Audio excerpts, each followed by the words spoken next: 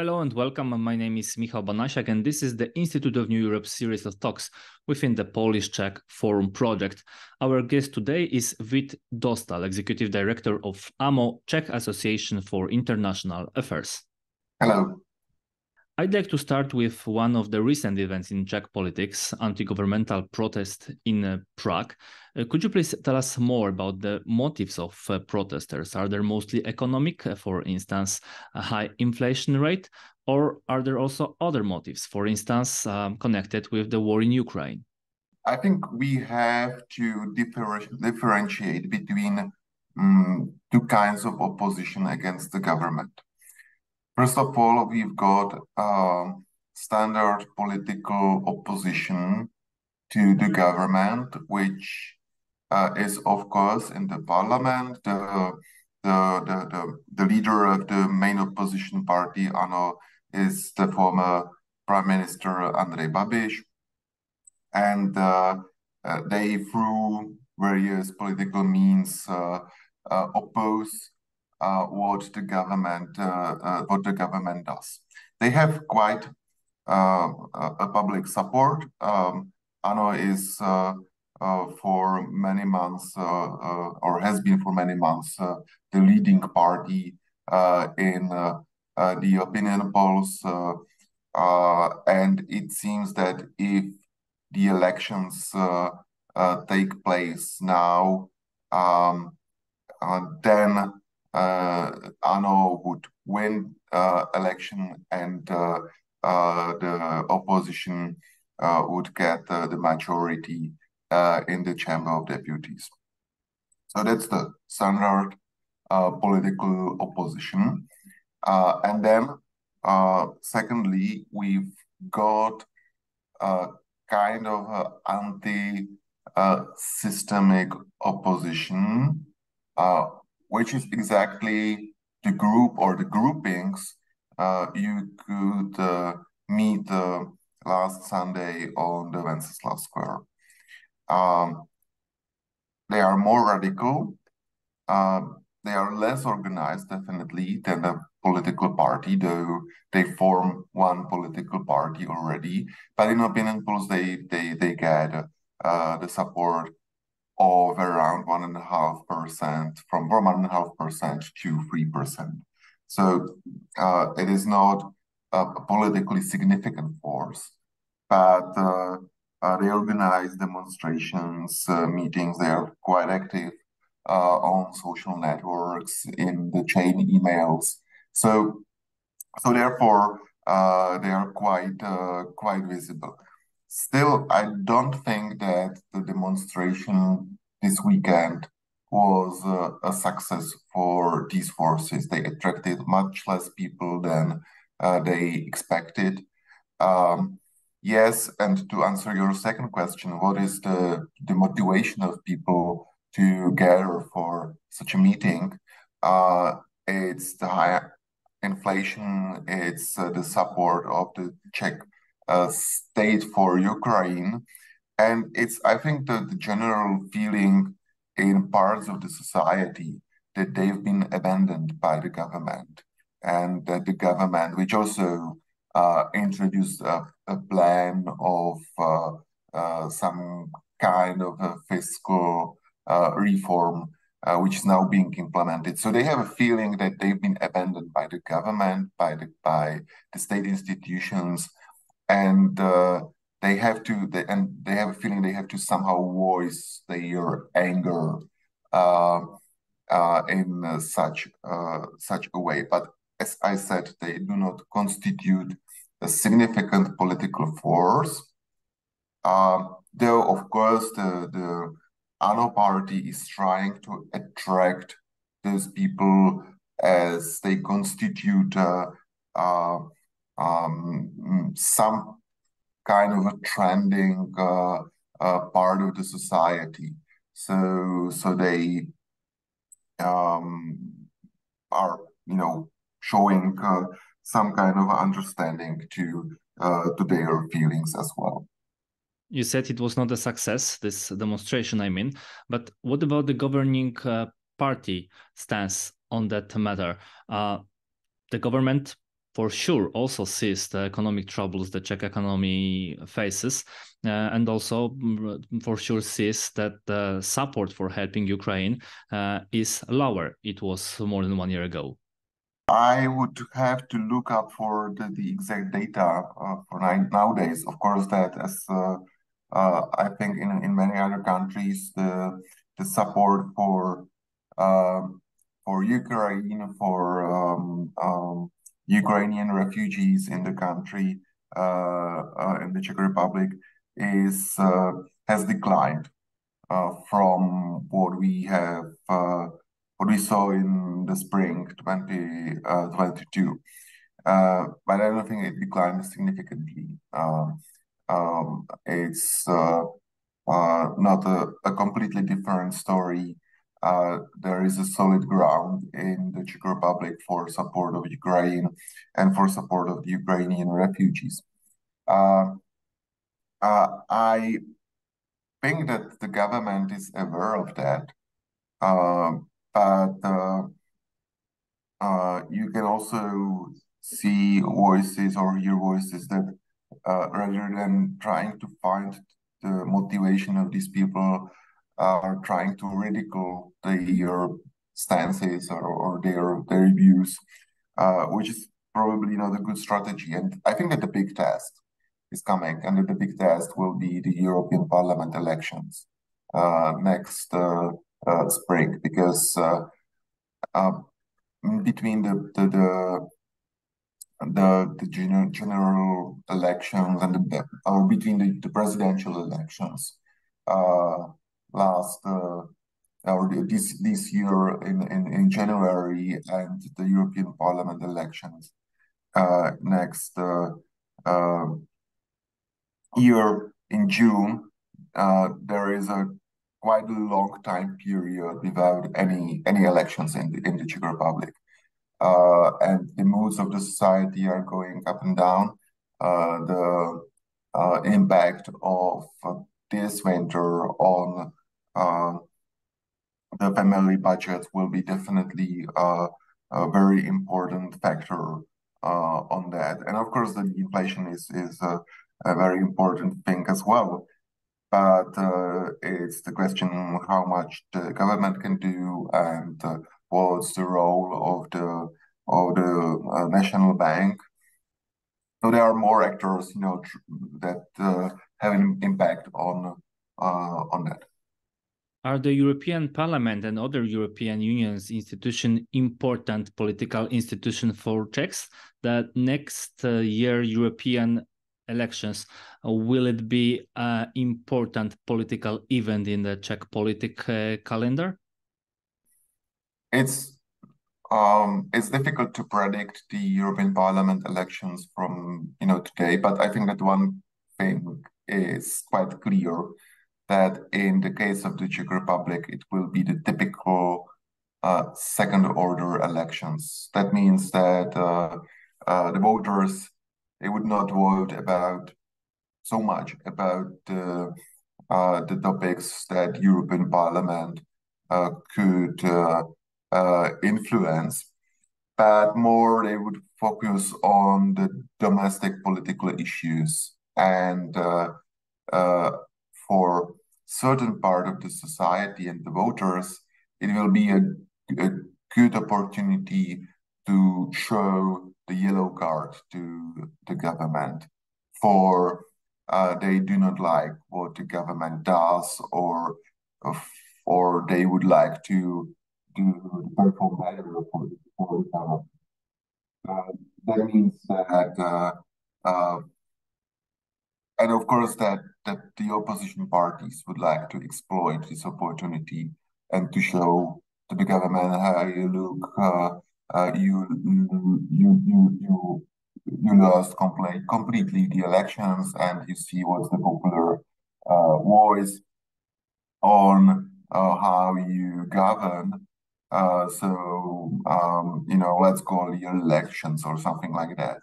So I think that it will be an important political event in the Czech Republic, but not because the fact that the Czechs believe that the European Parliament is a very significant body and they should now decide on the issues the European Parliament can actually influence. And what are both the Czech government position and social opinion on the current migrant crisis we have in the European Union, especially in the southern part of Europe? I don't think that it is a major topic right now in the Czech Republic.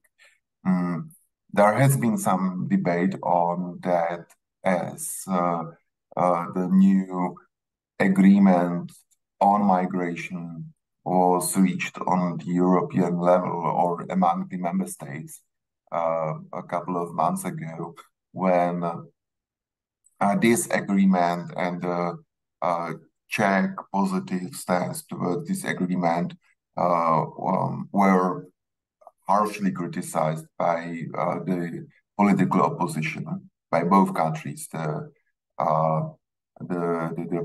populist center, by both parties, but the populist center party AMO and the far right, of course, the far right Freedom and Direct Democracy. So both parties harshly criticized the government for their consent to this new migration agreement. But after that, I would say that it somehow disappeared from the media and the public discourse. That doesn't mean that it can't pop up in the future, because the general public opinion is that we should not allow migrants from the Middle East and Africa to Europe and to the Czech Republic. So that's the general opinion of the public, but I don't think that it is the top 5 or top 3 topic in the Czech Republic right now. We are a few months into the Czech presidency in the V4. What are the priorities of this presidency, and what are the plans for the rest of this term? Of course, much bigger part of this presidency is still ahead of us.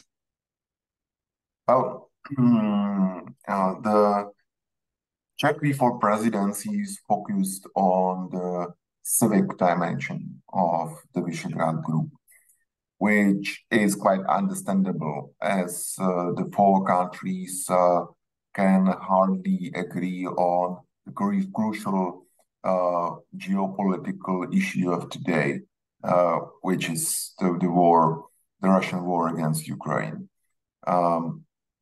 And we've got right now one country that thinks in the other way than the rest of the V4 group, and after the Slovak election, whoever knows what's going to happen. So that was I think a smart move, that the Czech presidency decided to focus on this lower level of the V4 cooperation, which is the cooperation among the societies and good communication among the various ministries. I don't think that the Visegrad Group right now is a very strong political vehicle in the EU, not at all in NATO. It has never been, or generally on the international stage. I think just yesterday there was a V4 meeting of the foreign ministers during the United Nations General Assembly, which means that the ministers, they actually meet on the edge of another big event they anyway participate in, instead of organizing a big meeting in Prague with all the flags and the ceremonies, and without showing that it is a very significant event of the diplomatic calendar. I think that the Czech Republic is going to keep this low level of the presidency, and again, it is understandable. We are going to have the elections in Poland and the election in Slovakia. So the new governments will be formed. Their foreign policy priorities will be announced, and then it will be communicated to other V4 partners how to incorporate it into V4 discussions. So I think that's the plan for the next few months. And Ukraine, of course, is part of the program as well. It's based, the priorities are actually smartly based on what has been already agreed on the EU level or the Council of Europe level. That means that any country of the V4 can hardly oppose these policy goals of the common policy goals of the V4. That's another good move, but it also shows that the V4 is not kind of an avant-garde vis-a-vis Ukraine.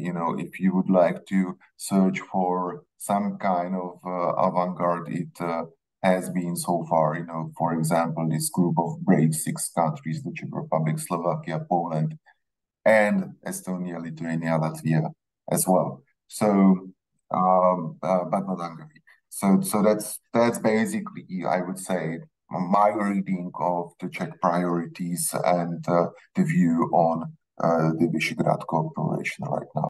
How important in Czech both political and social understanding of the war in Ukraine is the person of Petr Pavel, a current president and former NATO official. His stance on the war is very clear from the beginning of it, and his way of thinking is very different than the stance of the former president Miloš Zeman. He is in the office since March, actually. So it's been like 6 months in the office.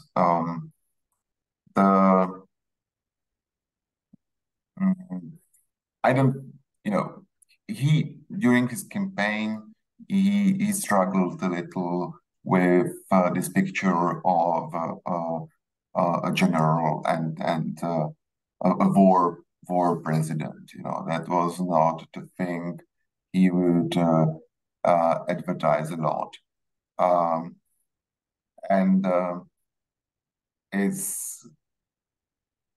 of course that the president has much more duties than to be formally the